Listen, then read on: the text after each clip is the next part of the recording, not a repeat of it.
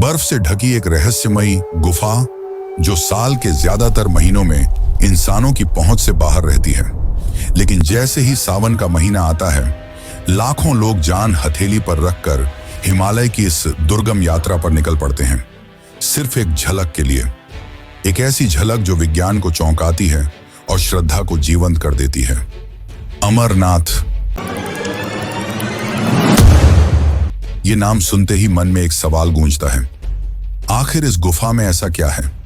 क्यों हर साल यहां बर्फ से अपने आप एक शिवलिंग बनता है जो किसी इंसानी हस्तक्षेप के बिना आकार लेता है, बढ़ता है और फिर धीरे धीरे लुप्त हो जाता है? क्या ये कोई प्राकृतिक चमत्कार है या कोई दिव्य संकेत? क्या है बाबा अमरनाथ की अमर कहानी? माना जाता है कि इस गुफा की खोज एक मुस्लिम चरवाहे ने की थी, पर क्या यह सच है या इतिहास बदलने की कोशिश? आज मैं जब आपको इसकी असली सच्चाई बताऊंगा तो आप भी हैरान रह जाएंगे। माना जाता है कि यही वो स्थान है जहां स्वयं भगवान शिव ने पार्वती को वो कथा सुनाई थी जो किसी भी इंसान को अमर बना सकती है। लेकिन फिर सवाल उठता है, अगर वो कथा अमृत की थी तो क्या वह आज भी किसी रूप में मौजूद है? क्या वह ज्ञान किसी ने सुन लिया था? और अगर हाँ, तो कौन था वो जो आज भी जीवित है? लोक कथाएं कहती हैं कि 2 कबूतर उस गुफा में कथा के दौरान मौजूद थे। स्थानीय लोगों का दावा है कि गुफा में एक सफेद कबूतरों का जोड़ा रहता है जो कभी नहीं मरता।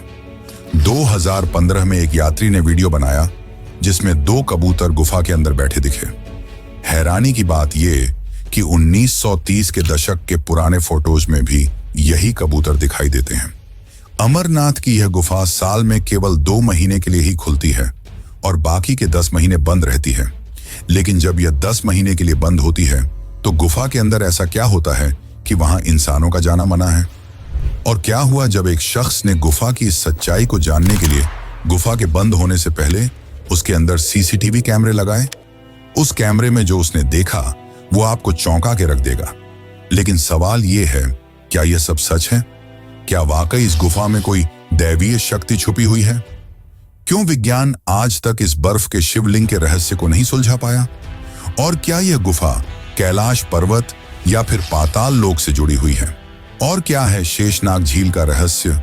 क्या इसमें आज भी शेषनाग निवास करते हैं? क्योंकि बीते कुछ सालों में लोगों ने दावा किया है कि उन्हें शेषनाग के दर्शन हुए हैं। और आखिर क्या है शिव खोड़ी गुफा का रहस्य जिसमें जाने वाला आज तक वापस लौट कर नहीं आया? मित्रों, अभी पूरे भारत में सिर्फ एक ही गूंज सुनाई दे रही है, वह है हर हर महादेव की। हर हर महादेव। इसका पहला कारण सावन का महीना है ही, लेकिन मुख्य कारण है शिव के प्राचीन धामों की यात्रा का प्रारंभ होना। यही वह समय है जब लोग भोले बाबा की कृपा प्राप्त करने के लिए केदारनाथ और अमरनाथ की यात्रा पर निकलते हैं। यह यात्रा आसान नहीं होती। हर रास्ता भक्तों की भक्ति की परीक्षा लेता है। लेकिन जब अंत में भक्त मंदिर परिसर में पहुंचते हैं तो उन्हें एक अलौकिक शक्ति का अनुभव होता है और मन शांत लगता है। तो आज की इस डॉक्यूमेंट्री में हम आपको अमरनाथ की अनसुनी और रहस्यमयी बातें बताएंगे जो आपको चौंका कर रख देंगी। इस डॉक्यूमेंट्री में हम इतिहास की उन सच्चाइयों को बताएंगे जिन्हें आपसे छुपाया गया और हिंदू इतिहास को बदलने की कोशिश की गई। साथ ही हम वीडियो के अंत में यह भी बताएंगे कि आप कैसे बाबा अमरनाथ की यात्रा कर सकते हैं और जीवन मरण के इस चक्र से मुक्ति पा सकते हैं। तो चलिए चलते हैं अमरनाथ की इस यात्रा पर। लेकिन उससे पहले अगर आप चैनल पर नए हैं तो वीडियो को लाइक करके चैनल को सब्सक्राइब जरूर कर लें और कमेंट में लिखें हर हर महादेव।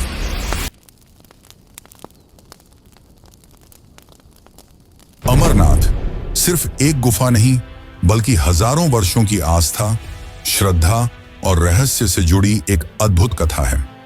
जम्मू कश्मीर की राजधानी श्रीनगर से लगभग 135 किलोमीटर उत्तर पूर्व में स्थित यह पवित्र गुफा समुद्र तल से करीब 13,600 फीट की ऊंचाई पर स्थित है। यहां पहुंचना कोई आसान काम नहीं है। ऊबड़ खाबड़ रास्ते, ठंडी हवाएं, पत्थरों से ढके पहाड़ और हमेशा बना आतंकियों का डर। लेकिन जो लोग यहां पहुंचते हैं उन्हें लगता है जैसे उन्होंने जीवन का सबसे बड़ा सत्य छू लिया हो। अमरनाथ गुफा बाहर से जितनी साधारण दिखती है, भीतर से उतनी ही दिव्य है। करीब 19 मीटर अंदर तक जाती इस गुफा की चौड़ाई लगभग 16 मीटर और ऊंचाई 11 मीटर है। लेकिन इसका सबसे बड़ा चमत्कार, या यूं कहें कि सबसे बड़ा रहस्य है, यहाँ हर साल अपने आप बनने वाला बर्फ का शिवलिंग। यह कोई मूर्ति नहीं, न ही किसी इंसान द्वारा बनाई गई कोई आकृति। यह है स्वयंभू हिमानी शिवलिंग, जो पूरी तरह प्राकृतिक है। और यही कारण है कि इसे केवल एक शिवलिंग नहीं, बल्कि शिव की जीवित उपस्थिति का प्रमाण माना जाता है। यह शिवलिंग सावन के महीने में बनना शुरू होता है, यानी कि आषाढ़ पूर्णिमा से लेकर रक्षाबंधन तक की अवधि। जैसे जैसे चंद्रमा बढ़ता है, वैसे वैसे यह शिवलिंग भी आकार लेता है। श्रावण पूर्णिमा को इसका आकार अपने चरम पर होता है, करीब 10 फुट ऊंचा। और फिर जैसे जैसे चंद्रमा घटता है, शिवलिंग भी धीरे धीरे विलीन होने लगता है। चमत्कार की बात तो यह है कि यह बर्फ ठोस होती है, इतनी ठोस कि वर्षों तक जमा रहे, जबकि गुफा की बाकी बर्फ नरम होती है, जो हाथों पर रखते ही घुल जाती है। गुफा के भीतर से पानी की बूंदें टपकती हैं। इन्हीं बूंदों से धीरे धीरे शिवलिंग आकार लेता है। और इसी स्थान को अमृत की गुफा कहा जाता है, क्योंकि पुराणों के अनुसार यहीं भगवान शिव ने माता पार्वती को अमर कथा सुनाई थी। वह कथा जिसे कोई और न सुने, इसलिए शिव ने पहले नंदी को, फिर चंद्रमा, सर्प, गण और पंच तत्वों को भी त्याग दिया। यहां तक कि उन्होंने अपने प्रिय रुद्र गणों को भी बाहर छोड़ दिया, ताकि केवल पार्वती यह कथा सुन सके। और यही कारण है कि इस गुफा को तीर्थों का तीर्थ कहा जाता है। यह केवल एक धार्मिक स्थल नहीं, यह एक अनुभव है जो आपको जीवन, मृत्यु और पुनर्जन्म की गहराई से परिचित कराता है। यहां आने वाले श्रद्धालु कोई साधारण यात्रा नहीं करते। कोई पैदल चलता है, कोई डंडी में सवार होकर आता है, तो कोई बर्फ में नंगे पांव, सिर्फ इसलिए कि एक झलक मिल जाए उस शिवलिंग की, जिसे देखना मानो साक्षात शिव के दर्शन करना है। यहां तक कि वृद्ध, बीमार और बच्चे भी इस कठिन यात्रा पर निकलते हैं, क्योंकि ऐसा माना जाता है कि जो जीवन में एक बार भी बाबा अमरनाथ के दर्शन कर ले, वह जन्म मृत्यु के चक्र से मुक्त हो जाता है। यात्रा कठिन है, लेकिन जब आप गुफा के सामने पहुंचते हैं, ठंडी हवाओं के बीच घंटियों की आवाज, हर हर महादेव की गूंज और सामने बर्फ से बने शिव की उपस्थिति, तो मन, वचन और आत्मा तीनों एक साथ झुक जाते हैं। यह है अमरनाथ, जहां हर साल साक्षात शिव हिम के रूप में प्रकट होते हैं। एक ऐसा धाम जहां विज्ञान भी मौन हो जाता है। पर क्या आपने सोचा है कि पर्वत की इन ऊंचाइयों के बीच इतने दुर्लभ स्थान पर इस गुफा की खोज किसने की? माना जाता है कि इस गुफा की खोज एक मुस्लिम चरवाहे ने की थी। तो चलिए अब जानते हैं इस गुफा की खोज का असली इतिहास, जिसे आपसे छुपाया गया। इतिहासकारों के अनुसार अमरनाथ गुफा की खोज 16वीं शताब्दी में एक मुस्लिम चरवाहे ने की थी। दरअसल एक दिन बूटा मलिक नाम का मुस्लिम चरवाहा अपनी बकरियों को चराने पहाड़ों में ले गया। वहां उसे एक साधु मिले, जिन्होंने बूटा मलिक को कोयले से भरा एक थैला दिया। जब बूटा मलिक ने घर जाकर वह थैला खोला, तो उसमें हीरे जवाहरात भरे हुए थे। यह देखकर बूटा मलिक काफी खुश हुआ और वह उस साधु को धन्यवाद देने वापस उस पहाड़ पर गया। पर वह साधु वहां नहीं थे, बल्कि वहां बर्फ से बना एक शिवलिंग था। बाद में यह बात बूटा मलिक ने गांव वालों को बताई और तभी से अमरनाथ की यात्रा शुरू हुई। आज भी अगर आप किसी हिंदू से अमरनाथ के बारे में पूछेंगे, तो आपको यही कहानी बताई जाएगी। लेकिन यह कहानी सिर्फ एक कहानी है, सच्चाई नहीं। 12वीं सदी के कल्हण नामक एक इतिहासकार द्वारा लिखी गई पुस्तक राज तरंगिणी में लिखा गया है कि कश्मीर के राजा संधिमती अमरनाथ की गुफा में जाकर यहाँ के बर्फीले शिवलिंग की पूजा करते थे। यहाँ तक कि भारतीय पुरातत्व विभाग भी इस गुफा को 5000 साल से भी ज्यादा पुरानी मानता है। यानी कि यह गुफा महाभारत काल से भी पहले अस्तित्व में थी। एक और ग्रंथ के अनुसार राजा साम दामद शैव कश्मीर के राजा थे और वे पहलगाम के पास बर्फ के शिवलिंग की पूजा करने जाया करते थे। और बर्फ का शिवलिंग तो केवल एक ही है, और वह है अमरनाथ। नीलमत पुराण में भी अमरनाथ की गुफाओं का वर्णन मिलता है। ये सारी सच्चाइयां उस समय की हैं जब इस्लामी पैगंबर मोहम्मद का जन्म भी नहीं हुआ था। यानी कि हमें भ्रमित करने के लिए बूटा मलिक की कहानी गढ़ी गई। अब इसके पीछे लोगों और इतिहासकारों की क्या मंशा रही होगी, यह तो मैं नहीं जानता, पर सच तो यही है कि यह गुफा हजारों साल पुरानी है और आज भी भोलेनाथ यहां वास करते हैं।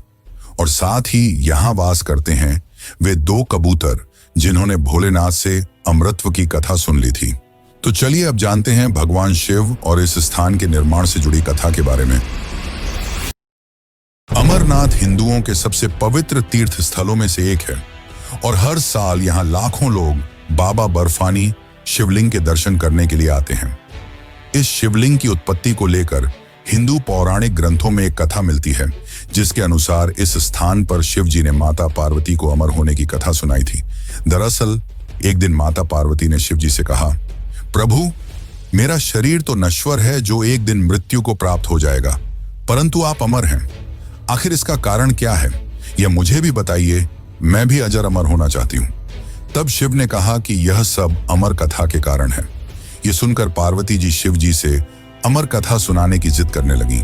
शिव जी इसे काफी समय तक टालते रहे, लेकिन जब पार्वती जी की जिज्ञासा बहुत बढ़ गई तब उन्होंने सोचा कि अब यह कथा सुना ही देनी चाहिए।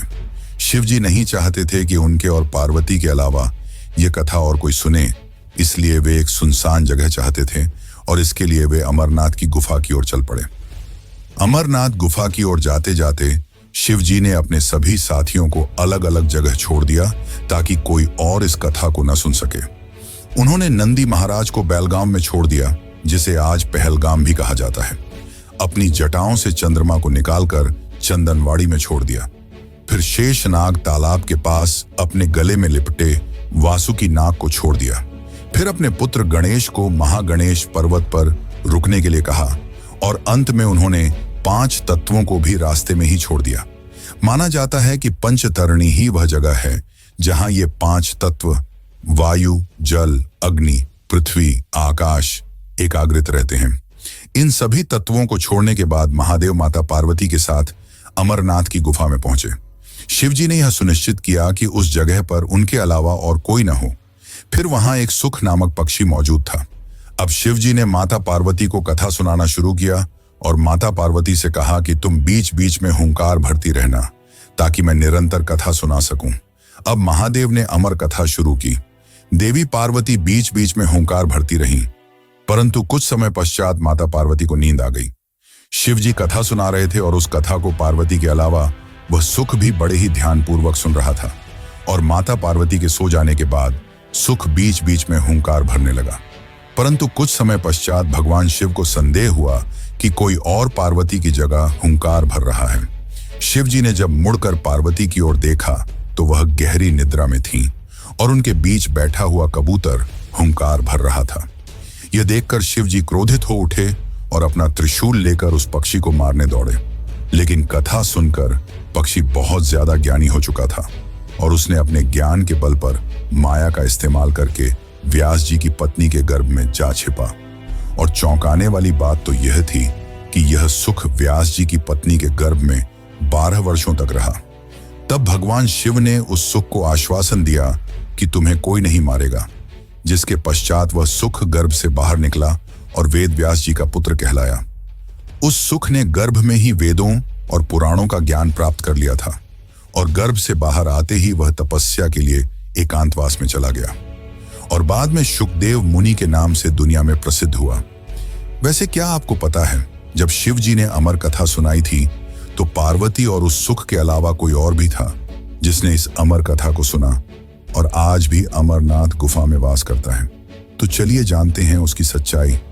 लेकिन उससे पहले अगर आपको यह वीडियो अच्छी लग रही है तो इसे लाइक करके कमेंट में बाबा भोलेनाथ की जय जरूर लिखें। जो भी भक्त अमरनाथ के दर्शन करने जाता है उसकी बस एक ही मनोकामना होती है कि उसे अमर कबूतरों के दर्शन हो जाए। गुफा के अंदर 2 सफेद कबूतर कई हजार सालों से मौजूद हैं, जिनके दर्शन पाना सौभाग्य माना जाता है। लोगों का कहना है कि ये कबूतर साक्षात माता पार्वती और शिवजी ही हैं। दरअसल जब शिवजी माता पार्वती को अमृतत्व की कथा सुना रहे थे तब उनके अलावा एक सुख यानी कि कबूतर भी वहां मौजूद था, लेकिन उस कबूतर के साथ ही उसके 2 अंडे भी थे।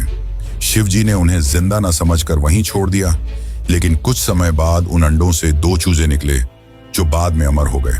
और वही कबूतर का जोड़ा आज भी अमरनाथ की गुफाओं में मौजूद है।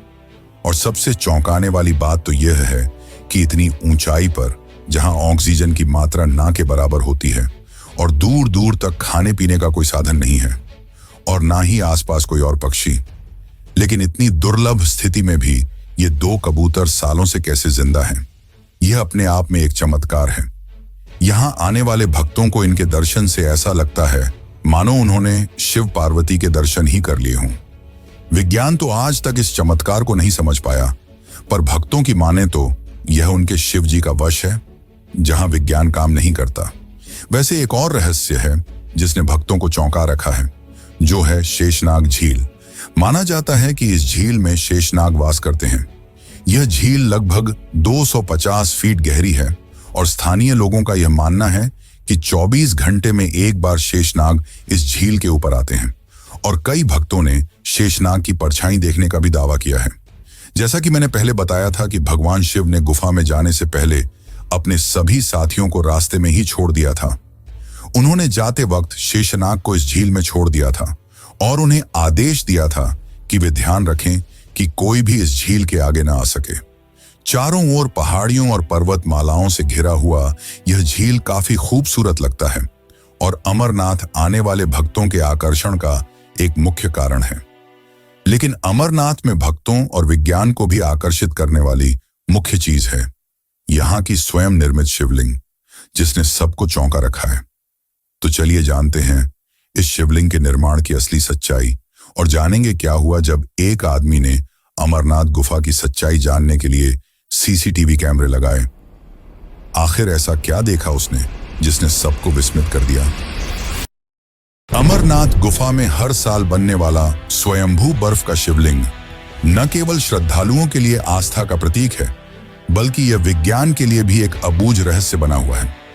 आपने भारत के अन्य तीर्थों पर संगमरमर, पत्थर या धातु से बने कृत्रिम शिवलिंग देखे होंगे, लेकिन अमरनाथ देश का एकमात्र ऐसा स्थल है जहां भगवान शिव का शिवलिंग प्राकृतिक रूप से बर्फ से निर्मित होता है। इसे कोई मानव नहीं बनाता, यह खुद ब खुद बनता है गुफा के अंदर हर साल एक निश्चित ऋतु में, और यही इसे एक चमत्कार की तरह बना देता है। यह बर्फ का शिवलिंग गुफा की छत से टपकने वाली पानी की बूंदों से निर्मित होता है, लेकिन यह पानी सामान्य नहीं होता। ये बूंदें इतनी अधिक ठंडी होती हैं कि जमीन पर गिरते ही जम जाती हैं और बर्फ की एक ठोस परत का निर्माण करती हैं। यही प्रक्रिया दिन रात चलती रहती है और कुछ ही दिनों में एक विशाल शिवलिंग आकार लेने लगता है। कभी कभी इसकी ऊंचाई 12 से 18 फीट तक पहुंच जाती है। यह सामान्य बर्फ नहीं है जो हाथ में लेते ही पिघल जाए, बल्कि यह एक ठोस आकृति होती है जो हफ्तों तक जस की तस बनी रहती है। विज्ञान कहता है कि बर्फ को जमने के लिए तापमान 0 डिग्री सेल्सियस या उससे नीचे होना चाहिए, लेकिन अमरनाथ यात्रा के समय जब लाखों श्रद्धालु गुफा तक पहुंचते हैं, उस दौरान यहाँ का तापमान कई बार 0 डिग्री से ऊपर होता है। ऐसे में सवाल उठता है, ये बर्फ तब कैसे जमती है? वैज्ञानिकों ने कई बार इसके पीछे की प्रक्रिया को समझने की कोशिश की। इसे स्टालैग्माइट फॉर्मेशन या हिमस्तंभ बनने की प्रक्रिया कहा, लेकिन फिर भी यह सवाल अनुत्तरित रह गया कि ऐसी प्रक्रिया हर गुफा में क्यों नहीं होती, और क्यों हर बार इसका आकार बिल्कुल शिवलिंग जैसा ही होता है। इसका आकार भी चंद्रमा के घटने बढ़ने के साथ बदलता है। जैसे जैसे पूर्णिमा आती है, शिवलिंग अपने पूर्ण आकार में आ जाता है और अमावस्या के बाद धीरे धीरे छोटा होता जाता है। यह सब कुछ एक दिव्य गणना जैसा लगता है, जैसे कोई अदृश्य शक्ति हर बूंद की दिशा तय कर रही हो। कोई पुजारी, कोई मूर्तिकार, कोई मशीन नहीं, फिर भी हर साल एक ही आकृति बनती है, एक ही स्थान पर। इसीलिए यह कहना अतिशयोक्ति नहीं होगी कि अमरनाथ गुफा में बनने वाला हिमलिंग सिर्फ एक प्राकृतिक घटना नहीं, बल्कि एक दैवीय संकेत है। एक ऐसा संकेत जो हमें बार बार याद दिलाता है कि भगवान शिव यहाँ सिर्फ विराजते नहीं, बल्कि स्वयं प्रकट होते हैं। यही कारण है कि लाखों लोग कठिन से कठिन यात्रा तय कर, बर्फीले तूफानों और ऊंचे पहाड़ों को पार कर इस गुफा तक पहुंचते हैं, क्योंकि वे यहाँ किसी मूर्ति को नहीं, खुद भगवान को साक्षात देखने आते हैं। तो क्या यह हिमलिंग केवल बर्फ की आकृति है या फिर शिव का अमर प्रतीक? जवाब शायद विज्ञान कभी न दे पाए, लेकिन हर साल गुफा में बम बम भोले की गूंज के साथ जो भाव उत्पन्न होते हैं वो किसी वैज्ञानिक सिद्धांत से नहीं, श्रद्धा और अनुभव से पैदा होते हैं।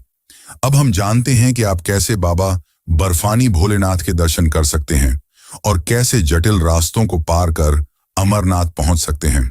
लेकिन उससे पहले हम ये जान लेते हैं कि क्या हुआ जब एक शख्स ने अमरनाथ की गुफा में चोरी छुपे सीसीटीवी कैमरे लगा दिए।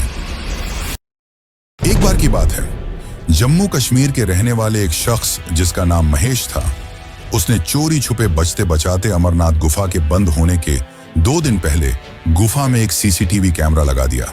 उसे साथ ही यह डर भी सता रहा था कि अगर किसी ने वह कैमरा देख लिया तो वह मुसीबत में पड़ सकता है। लेकिन किसी की नजर कैमरे पर नहीं पड़ी और 2 दिन बाद गुफा बंद कर दी गई। उसने देखा कि गुफा के बंद होने से कुछ ही देर पहले एक साधु गुफा के अंदर प्रवेश कर रहा है। उसने देखा कि सारे भक्त और पुजारी गुफा बंद करके अपने अपने घर लौट रहे थे, लेकिन वह साधु गुफा के अंदर ही बैठा रहा और ध्यान करने लगा। महेश ने सोचा कि वह यह बात जाकर पुजारी को बता दे, पर उसने यह भी सोचा कि अगर वह यह बात पुजारी को बताएगा तो उसकी सीसीटीवी वाली बात भी सामने आ जाएगी और उसके लिए परेशानी हो जाएगी, जिसके पश्चात वह चुपचाप उस साधु पर नजर बनाए रखा। देखते ही देखते 1 हफ्ता बीत गया। महेश ने देखा कि साधु का शरीर पतला होता जा रहा है।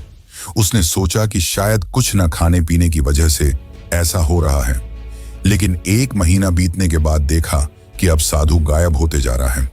अब केवल उसकी हड्डियां ही दिख रही हैं। यह देखकर महेश के तो होश ही उड़ गए। अब कुछ महीने बीतने के बाद ऐसा लगने लगा मानो वह साधु हवा में झूल रहा हो, और देखते ही देखते गुफा खुलने से पहले वह साधु पूरी तरह गायब हो गया। इस दृश्य ने महेश को चौंका दिया। अब हैरान परेशान महेश मंदिर के पुजारी के पास गया और उसे पूरी बात बताई। तब पुजारी ने महेश को बताया कि वह साधु कोई साधारण साधु नहीं था। वे साधु शिव के ध्यान में लीन होकर सिद्ध अवस्था में पहुंच गए, जहां जीवन मरण जैसा कुछ नहीं होता। वहां सिर्फ वे और उनके शिवजी होते हैं। दोस्तों, आज भी हिमालय की चोटियों में कई ऐसे साधु संत मौजूद हैं जो कई वर्षों से तपस्या में लीन हैं, इसलिए इस बात को झुठलाया नहीं जा सकता। वैसे आप भी जरूर अमरनाथ की यात्रा करना चाहेंगे, तो चलिए अब चलते हैं अमरनाथ की इस कठिन मगर रोमांचक यात्रा पर। अगर आपने कभी जीवन में उस एक यात्रा का सपना देखा है जो केवल आपके शरीर को नहीं, आपकी आत्मा को भी झकझोर दे, तो वह यात्रा है बाबा अमरनाथ की यात्रा। ये कोई आम यात्रा नहीं है। ये एक ऐसा सफर है जो आपके संकल्प, आपकी श्रद्धा और आपके धैर्य की अंतिम परीक्षा लेता है। हर साल जब सावन की शुरुआत होती है, लाखों शिव भक्त हिमालय की गोद में छिपी उस रहस्यमयी गुफा की ओर बढ़ते हैं, जहां बर्फ से स्वयं निर्मित शिव प्रकट होते हैं, बिना किसी मूर्तिकार के, बिना किसी प्रयास के। यात्रा की शुरुआत होती है पंजीकरण से। सरकार द्वारा निर्धारित कुछ तारीखों पर रजिस्ट्रेशन शुरू होता है, जिसमें मेडिकल फिटनेस सर्टिफिकेट जरूरी होता है, क्योंकि यह यात्रा आसान नहीं है। आप 2 मुख्य मार्गों से अमरनाथ गुफा तक पहुंच सकते हैं। पहला पहलगाम से होकर जाता है और लगभग 46 किलोमीटर लंबा है। दूसरा रास्ता बालटाल से होकर जाता है, जो लगभग 14 किलोमीटर लंबा है, लेकिन अधिक दुर्गम और खड़ी चढ़ाई वाला है। अगर आप पहलगाम से यात्रा शुरू करते हैं तो आपका पहला पड़ाव होता है चंदनवाड़ी, जहां से असली चढ़ाई शुरू होती है। हर कदम के साथ ऑक्सीजन की मात्रा कम होने लगती है, लेकिन श्रद्धा बढ़ती जाती है। इसके बाद आता है पिस्सू टॉप, जहां की चढ़ाई इतनी कठिन है कि ऐसा लगता है मानो शिव खुद आपके संकल्प की परीक्षा ले रहे हों। फिर आप पहुंचते हैं शेषनाग, एक शांत झील जो मान्यता के अनुसार भगवान शिव के वाहन शेषनाग का वासस्थान है। यहाँ की नीली झील में हिमालय की परछाई इतनी साफ दिखती है कि लगता है आप किसी दूसरी दुनिया में आ गए हैं। रात वहीं गुजारनी पड़ती है, तंबुओं में, खुले आसमान के नीचे। ठंड हड्डियों तक पहुंचती है, लेकिन भक्तों की टोली बम बम भोले के जयकारों से वातावरण को गर्मा देती है। अगली सुबह आप बढ़ते हैं महागुनस पास की ओर, जो सबसे ऊंचा बिंदु है इस यात्रा का, करीब 14,000 फीट की ऊंचाई पर। वहां से उतरते ही आता है पंजतरणी, जहां 5 धाराओं के मिलने से बनी एक पवित्र जगह है। कहते हैं यहीं भगवान शिव ने पांचों पवित्र तत्वों का त्याग किया था। यहीं से गुफा केवल कुछ ही किलोमीटर दूर रह जाती है, लेकिन यही रास्ता सबसे कठिन होता है। गुफा के पास पहुंचते ही जैसे आपकी थकान हवा हो जाती है। दूर से दिखती है एक विशाल चट्टानों के बीच छिपी वह गुफा, जिसके अंदर बर्फ से बना शिवलिंग चुपचाप खड़ा है, मानो हजारों वर्षों से भक्तों की प्रतीक्षा कर रहा हो। जब आप उसके सामने खड़े होते हैं तो समय थम सा जाता है। आपकी सांसें धीमी हो जाती हैं, आंखों में नमी आ जाती है और आपको यकीन हो जाता है कि भगवान केवल किताबों में नहीं, यहां आपके सामने हैं। यात्रा में सुविधाएं हैं लेकिन सीमित हैं। रास्ते में टेंट, मेडिकल कैंप, लंगर और पोनी पालकी की व्यवस्था होती है, लेकिन ठंड, ऑक्सीजन की कमी, बारिश और भूस्खलन जैसी चुनौतियां हर मोड़ पर आपका इंतजार करती हैं। मोबाइल नेटवर्क गायब हो जाता है और आपको समझ आता है कि अब आप शहरों की दुनिया में नहीं, शिव की भूमि में हैं। अमरनाथ यात्रा केवल चढ़ाई नहीं है, यह अहंकार से भक्ति तक की यात्रा है। हर कदम पर आप अपने भीतर की कमजोरियों को पीछे छोड़ते हैं और भगवान के एक कदम और पास पहुंचते हैं। जब आप वापस लौटते हैं तो आपके शरीर में थकावट होती है, लेकिन आत्मा में सुकून, क्योंकि अब आप सिर्फ लौटे नहीं हैं, बाबा अमरनाथ के दर्शन करके लौटे हैं। हर साल सावन आते ही बर्फ से ढकी घाटियों में जयकारों की गूंज सुनाई देने लगती है। हर हर महादेव, बम बम भोले। हजारों श्रद्धालु हिमालय की गोद में बसे उस रहस्यमयी गुफा की ओर बढ़ते हैं, जहां भगवान शिव स्वयं बर्फ के रूप में प्रकट होते हैं। लेकिन क्या आपको पता है कि इस श्रद्धा के सफर पर हर कदम के साथ एक और साया चलता है, डर का, खतरे का और आतंक का। पिछले 30 सालों में अमरनाथ यात्रा सिर्फ एक आध्यात्मिक यात्रा नहीं रही, यह बन चुकी है आस्था और आतंक के बीच चल रही एक लंबी लड़ाई का प्रतीक। वो गुफा जहां भगवान शिव ने माता पार्वती को अमृता का रहस्य सुनाया था, उस पवित्र स्थान को भी आतंकियों ने बार बार लहूलुहान करने की कोशिश की है। सबसे पहला हमला हुआ था 1993 में और तब से लेकर आज तक 14 से अधिक बार आतंक का नंगा नाच इस तीर्थ भूमि पर हो चुका है। लेकिन इन सभी हमलों में एक तारीख ऐसी थी जिसने पूरे देश को झकझोर दिया। 1 अगस्त साल 2000। उस रात जब पहाड़ों पर चांद चमक रहा था, श्रद्धालु अपने तंबुओं में विश्राम कर रहे थे, तभी एक भयावह गूंज ने सब कुछ बदल दिया। आतंकियों ने अंधाधुंध गोलियां बरसाईं। 32 मासूम श्रद्धालु मारे गए। वो दिन अमरनाथ यात्रा के इतिहास का सबसे काला अध्याय बन गया। फिर आया साल 2017। इस बार आतंकियों ने एक श्रद्धालुओं की बस को निशाना बनाया। बस में सवार थे वे भक्त जो बाबा बर्फानी के दर्शन कर लौट रहे थे। गोलियों की आवाज में हर हर महादेव के जयकारे दबने लगे। इस हमले में 8 श्रद्धालु मारे गए, जिनमें महिलाएं भी शामिल थीं। और फिर भी उस बस में बचने वालों ने जो कहा, वो सुनकर आप कांप उठेंगे। हम फिर आएंगे बाबा के दरबार में, चाहे कुछ भी हो जाए। हर साल आतंकियों की ओर से धमकियां आती हैं, यात्रा रोकने की कोशिशें होती हैं, लेकिन इन सब के बावजूद श्रद्धालुओं की संख्या कम नहीं होती, बल्कि हर साल बढ़ती जाती है। क्योंकि यहां केवल पैरों की यात्रा नहीं होती, यहां आस्था की पराकाष्ठा पर चलना होता है। क्या ये केवल संयोग है कि हर हमले के बावजूद यात्रा फिर से होती है, या फिर यह बाबा अमरनाथ की कृपा है जो अपने हर भक्त को अपने दरबार तक खींच ही लाती है? किसी आंतकी की गोली से नहीं, केवल अपनी भक्ति से। सुरक्षा एजेंसियां आज 24 घंटे तैनात रहती हैं। सीआरपीएफ, सेना और जे.एंड.के पुलिस मिलकर इस यात्रा को सुरक्षित बनाते हैं।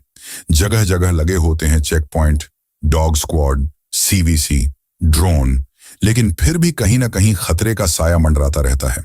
और ऐसे माहौल में भी न तो 70 साल का बुजुर्ग रुकता है, न ही 18 साल का युवक, क्योंकि जब बुलावा आता है तो डर रास्ता नहीं रोकता। अमरनाथ यात्रा सिर्फ एक धार्मिक रिवायत नहीं, ये उस अडिग श्रद्धा का सबूत है जो आतंक की परछाइयों के बीच भी उम्मीद का दीपक जलाए रखती है। और यही कारण है कि हर साल जब यात्रा शुरू होती है तो केवल एक ही आवाज गूंजती है, बोलो बाबा अमरनाथ की जय। वैसे दोस्तों, क्या आपने कभी अमरनाथ की यात्रा की है? यदि हां, तो कमेंट में अपने अनुभव जरूर साझा करें, क्योंकि आपकी यात्रा किसी और को भी वहां जाने की प्रेरणा दे सकती है। और यदि आपने अब तक अमरनाथ की यात्रा नहीं की है, तो मैं बाबा बर्फानी भोलेनाथ से विनती करता हूं कि मेरे सारे दर्शकों की मनोकामनाएं जल्द से जल्द पूरी हों। और अगर आपको यह वीडियो पसंद आया हो, तो आपको केदारनाथ धाम के चौंकाने वाले रहस्यों के बारे में भी जरूर जानना चाहिए, जिसने विज्ञान को भी हैरानी में डाल दिया है। यदि आप भी उस रहस्यमयी केदारनाथ यात्रा पर जाना चाहते हैं, तो यह अगला वीडियो जरूर देखें। धन्यवाद। जय बाबा बर्फानी।